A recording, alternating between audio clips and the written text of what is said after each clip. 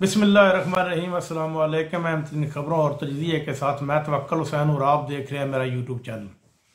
फैसला अब कर लिया गया है कि कप्तान का तिब्बी मुआयना कराया जाए।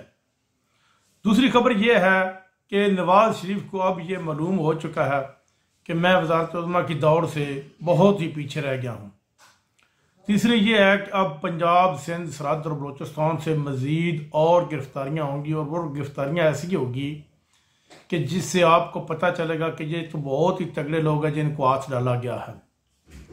कप्तान की तरफ आते हैं। कप्तान के जो खाने में जो कप्तान ने बताते खुद शकूक व शुबहात ज़ाहिर किए थे, उसके मुताबिक कप्तान को ख़तरा था कि हो सकता है कि खाने में मुझे स्लो पॉइजन दिया जाए जो आहिस्ता आहिस्ता मेरे दिमाग को डैमेज करे, सेहत को डैमेज करे और इससे मौत तो मुकर्रर वक्त से पहले नहीं आ सकती, मौत भी वाक़या हो सकती है। लेकिन अब हुकूमत ने और मुक़्तदर हलकों ने यह मिलकर फैसला किया कि कप्तान को किसी सूरत भी, किसी शक्ल में भी सेहत के लिए किसी किस्म का कोई नुकसान नहीं होना चाहिए। हाँ, अलबत्ता उसके ऊपर मुकदमात मौजूद हैं, मुकदमात का वो सामना कर रहा है और जब तक वो जेल में रहेगा मुकदमात का सामना करता रहेगा, लेकिन सेहत का उसको के हवाले से किसी सूरत भी कंप्रोमाइज़ नहीं किया जाएगा। और अब ये फैसला हो गया है कि कप्तान का हर सूरत में एक डॉक्टरों का बोर्ड बिठाकर, चाहे जेल के अंदर या जेल के बाहर, उसका मुकम्मल तिब्बी मुआयना किया जाए और फिर अवाम के सामने हक़ाइक़ रखा जाए कि कप्तान को किसी किस्म की कोई ऐसी चीज़ नहीं दी जा रही जिससे कप्तान की सेहत को नुकसान हो। अब आ जाते हैं नवाज शरीफ की तरफ। नवाज शरीफ ने अपने चारों सूबों से पार्टी का एक इजलास तलब किया और जब इजलास के अंदर की कहानी बाहर आई है वो ये है कि इजलास में आदमियों ने खड़े होकर कहा कि मियाँ साहब, हम इलेक्शन की दौड़ से बहुत ही पीछे रह गए। तो इससे मियाँ साहब को गुस्सा भी आया, लेकिन हकीकत दरअसल यही है। उन लोगों ने कहा कि मियाँ साहब जो भी इलेक्टिबल तरीके इंसाफ को छोड़ता है वो इस्तेकाम पाकिस्तान में पार्टी में चला जाता है और इसके बाद पाकिस्तान तरीके इंसाफ का वोट बैंक ताहाल कायम है।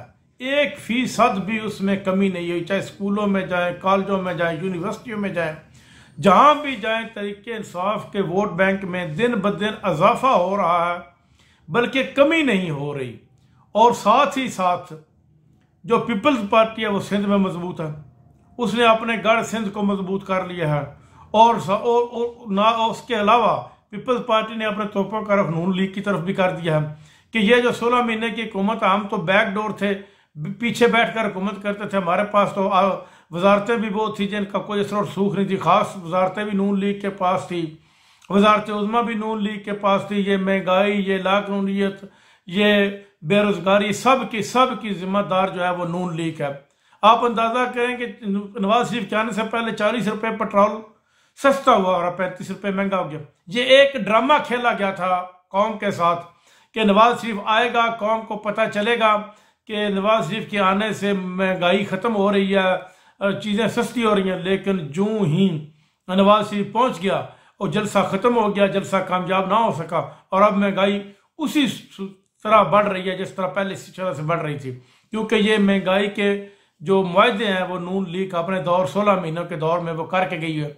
अब आपको अंदाज़ा हो गया होगा कि ये जो एंकर पर्सन या लोग जो तजिया कार हैं वो कहते थे कि पेट्रोल जो है वो 500 रुपये तक जाएगा, डॉलर भी तकरीबन 400 के लगभग जाएगा, डॉलर फिर बढ़ना शुरू हो गया, पेट्रोल फिर बढ़ना शुरू हो गया, महंगाई उसी सूरत में फिर दोबारा बढ़नी शुरू हो जाएगी।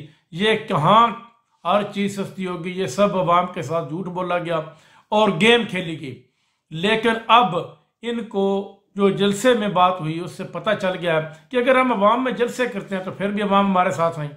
अवाम किसी सूरत भी नून लीग को ना वोट देने के लिए तैयार है और ना इसका साथ देने के लिए तैयार है। जो लोग हमारे इलेक्टिबल नहीं हैं, जहां पर हमने हारे थे पिछली दफ़ा पंजाब में, अगर पंजाब में कुछ सीटें हम ले भी लेते हैं तो सिंध, सरहद, बलूचिस्तान से हमें कोई सीट नहीं मिलती। सिंध से तो एक सीट मिलना भी मुमकिन नहीं नून लीग को, ना ही बलूचिस्तान से और ना ही KP के। पंजाब की तो टोटल 141 सीटें हैं। अगर ये मुकम्मल भी ले लेते हैं, ये जो नामुमकिन है, हो ही नहीं सकता, तो फिर भी हम हुकूमत नहीं बना सकते। इससे हमको अंदाज़ा हो गया कि हम उस वज़ारत उज़्मा के दौर से बाहर निकल चुके हैं, जिससे नवाज शरीफ ने किसी आदमी की तरफ इशारा किया और उसने कहा कि आप उनसे बात करें कि हम वज़ारत-ए-उज़्मा की दौर से क्यों बाहर हो रहे हैं, लेकिन ये हक़ाइक़ को समझ नहीं रहे।